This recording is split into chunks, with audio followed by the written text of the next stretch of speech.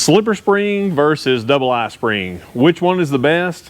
Which one is the most effective? Maybe you're thinking about doing an upgrade or a swap and deciding to go from a double I to a slipper. We're going to see maybe what's best for you, maybe answer any questions you may have, and just kind of go over the ins and outs of both of these springs. So stick with us. Let's jump right to it. So the main difference between a double I spring and a slipper spring is simply that. On the double I spring, you have an eye on both ends. So you have a bolt that connects the front and the rear of the spring. And on your slipper spring, you have one bolt, and then it's just a slipper friction rub on the rear of the springs. There's no bolt that holds this in place. It's just slipping inside the equalizer, and we'll show the equalizers here shortly. So that's the main two differences. Some of the questions we get are which one is the best. As in many components of a trailer, there is not a best in most cases. In some cases there are, but when it comes to springs, what is best is whatever best suits your load. So there's advantages and disadvantages to both of these. These are both 5-leaf. I picked them specifically for that reason. These are both 5-leaf spring. The double I is going to be 1 3/4 wide. The slipper is going to be 2 inches wide. The double I spring here is rated for 2,900 pounds. This 5-leaf slipper is rated for 3,000 pounds. So there's not much weight difference between the two, but there is some. Now when you step up to the 6-leaf in this same setup, so in a 6-leaf double I, you're going to be rated at 3,000 pounds. But when you step up to a 6-leaf in a lot of your slipper springs, you're going to be rated at 3,500 pounds plus. And you can even get up to 4,000 pounds depending on the spring setup and the length of the spring. So between these two springs, there's not a ton of weight difference. The slipper is rated for 100 pounds per spring heavier. One of the big differences is in the suspension setup. This will both be used in you could use this in a single axle setup or a tandem. But we're going to show it in a tandem axle setup due to the equalizers, just so you can see the difference. So this would be a basic equalizer for a double I spring from a 3-leaf on up to a 6-leaf. They do make this in several different configurations. This would probably be the most common today. Some people call this a dog bone, some people call it a triangle. I just call it an equalizer. It looks more like a triangle maybe than a dog bone. The slipper spring is going to use a much different equalizer. It's going to be this here. So you can see size comparison between the two. Maybe that puts it in perspective. So it's going to have a bigger center bolt that hangs it on the slipper compared to the double I setup suspension. If you look inside this is where, see if I can get some better light on that. Not gonna be able to probably, maybe there. The slipper actually rubs on this piece here. This is made to wear. The material on this is not as hard as the spring, so this will wear out before the spring. Towards the end of the video, I'm going to show you an example of that with a trailer come in that kind of fits some of this criteria that I thought it would show. So this has to be there. Many times the customer will come in, this is missing. It's because it is worn out. It is no longer there. I will tell you this, like we state many times, these equalizers have got a little cheaper in the last 10 years. The older ones were a little thicker, but that's across the board. Hangers have gotten a little thinner. Everything's gotten a little thinner. That's not a conversation I'm going to get into today. Don't blow it up in the comments. It is what it is. If you don't like it, just keep that to yourself.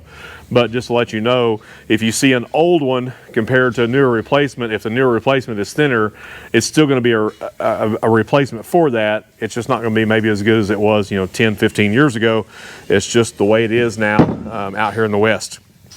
So the bolts are different too. So this would be the bolt for the equalizer on a double I setup. This would be the bolt for the slipper setup. So big difference in that, 9/16 versus 7/8. So that's another huge difference. The hangers. So this would be on most of your 3,500 pound tandem axle setups with double I. This would be the front, center, and rear hanger would be about this size. This is a center hanger for a slipper setup. So you can see the difference there. Maybe that puts that in perspective. It's a lot heavier, a lot bigger. When it comes to suspension, the question often gets asked, is bigger always better? If I go bigger, is that going to be the best? Well, the simple short answer to that is no. You can have too light of suspension, but you can just as easily have too heavy of a suspension. That's going to be my tough word for the day, but at least I'm not saying especially a bunch. So too light of suspension, you could cause braking, wearing them out, heavy use on the axle, all kinds of issues. If you put too heavy a suspension, You could cause frame cracking, rough ride, premature bearing wear. You could even have brake failure due to it. So there's lots of different scenarios there. You have to find the best suspension for you. When it comes to the smoothest ride, in my opinion, the double I suspension is going to give the smoothest ride. The slipper suspension is going to give your better weight carrying capabilities. So can you upgrade? If you have a 6K or 7K axle, we still see that on double I suspension. Not a lot, but we even have a few applications that we work on where they're carrying a lighter load, but they want a little more heavier spring. They want to run a 16-inch tire that's bigger, and it's they're using it for a lot of off-highway use. They need a little bit more ground clearance, so they're wanting the bigger tire on there, and they want the spring to last longer, so they will put a 6 or a 7K axle on a double I. If I'm pulling up and down the highway and say I'm hauling a skid steer or a piece of equipment, even though the 7K could go on here, you would be close to the weight rating. For a 6-leaf double I, I'm going to go to slipper spring. That's just my recommendation from what I see. Some of your cheaper traders will have a double I set up on it compared to slipper because of the cost. Slipper spring is going to be about double the cost of a double I spring. Suspension setup is going to be double to maybe triple the cost. And that's the other thing. If you're currently running a standard double I suspension and want to upgrade to a slipper, you're going to have to do a full suspension swap out. So you're going to have to cut every hanger off, and then you're going to have to upgrade it to the slipper hanger setup. And there's some math involved in that. The other issue, depending on how your trailer is built and how this is welded to the frame, by cutting that off, you could compromise the frame, so you need to make sure you're qualified to do that or take it to a qualified shop if you're wanting to do that. Many times, if it's a channel frame, taking these off, upgrading to slippers, not that big of a deal. Some of your rectangular tubing, some of your square tubing frames, it could become a bigger deal. You could compromise that frame. So if you decide to do that, maybe you bought a cheaper trailer, had the cheaper suspension, and you want to upgrade, it's okay to do it. Just make sure that you or someone else does it correctly and doesn't cause any frame cracking or something like that. So that's really the main differences. The slipper spring is for heavier setups. The double I is for smoother ride. We get a lot of people in the RV community that would, ask if I will upgrade their suspension to a slipper, and in most cases that's going to be a no for me, just because you can get it too rigid. Most of our RV applications, a lot of times I see from the factory the spring is right at the border on paper. So yes, you can upgrade the spring to a heavier spring. We do it all the time. I would recommend upgrading from a standard equalizer like this to a better equalizer. Let me go grab one of those and I'll show you what I'm talking about. And we'll leave a link to that part in the description below. If you do have an RV or even some utility trailers, you can upgrade to this equalizer to soften your ride and get you a little more longevity out. So let me grab one of those. I'll be right back. So this equalizer would be a direct replacement for this equalizer. So if you do have a suspension that you feel is maybe too light, whether that be on your utility or your travel trailer, before you think about upgrading to a slipper setup, I would take a look at this, or maybe go to a shop. I had it around backwards there, I'm sorry. Take a look at this. You're also you can upgrade your bushings to a better bushing that's greasable, a heavier shackle strap, and a heavier bolt that's also greasable. And you can maybe upgrade your double I suspension, maybe upgrade a leaf, get you some more weight rating out of it, but this gives you more travel. It's just going to give you some better longevity, and it will soften and smoothen the ride a little bit to accommodate for the heavier spring. So usually I don't recommend going to a slipper setup unless you're on a large travel trailer, and they do make some independent direct bolt-on kits that go on those trailers. They make some really nice stuff. We're not going to get into all that. We'll do that in a separate video. But if you're in the double I setup, I would stay with that. Just do some stuff to better soften that ride. If you're thinking about purchasing a trailer, and if you're going to be hauling a piece of equipment on it, I would, sometimes if you look at the cheaper units that are for sale, like I said, they are going to have the double I set up on it, even though it is a 6-lug 6K axle, and sometimes a 7K 8-lug axle, they're going to have the double I set up just because it's cheaper to manufacture. So take a look at those. And just note that if you do decide to upgrade to the slipper, expect a little rougher ride out of it, but expect some more longevity out of it as well. So that's really the big differences. There's not one that's better than the other. It's just better for whatever you're going to be towing, whatever you're going to be hauling. And that's just a decision where you have to, if it's watching a YouTube video or contacting a dealership or manufacturer or parts house, you're just going to have to do your homework There's not one answer. There's not one person that knows every answer. I guarantee you that. There's a lot more out there that I don't know than I do know. Just do your homework on that and see what best serves you. So I had a trailer come in. This trailer's got about 13 months on it. Now this trailer is used 5 to 6 days a week of heavy everyday use. I'm gonna grab the Equalizer I got behind me. So if we can get that shot in there, you can see that piece has been worn all the way through. I don't know if we can get enough light. Can we see that in the camera? So that piece is worn out. That is a very common wear. And when that wears out, you have to replace the Equalizer because you are losing about 1.25 inches, 1.5 inches of suspension travel. And once you lose that, what that will cause, it will cause the Equalizer to not run correctly, and it will be riding the frame, which is basically not equalizing your load any longer. It's putting more weight on one axle than the other. As you can see here, this is a greasable center pin, but as you can see, there was never any grease put in it. The grease worms got it. It was greased when it was originally installed 13 months ago, and that was it. The blackening on there, don't pay attention to that. That's where we did have to cut it because it was seized up in there in order for us to remove it. But there's quite a bit of, you can't see it in the camera, but just by feeling it, it's kind of egg shaped. There's quite a bit of material that's gone where it started to eat through the bottom and the top of the Equalizer. You can see a lot of friction, but like I said, that's 13 months. We have people all the time that can't believe that, you know, you can wear one out in 13 months, but if you're using it heavy and probably running your load to the max capacity, that is common.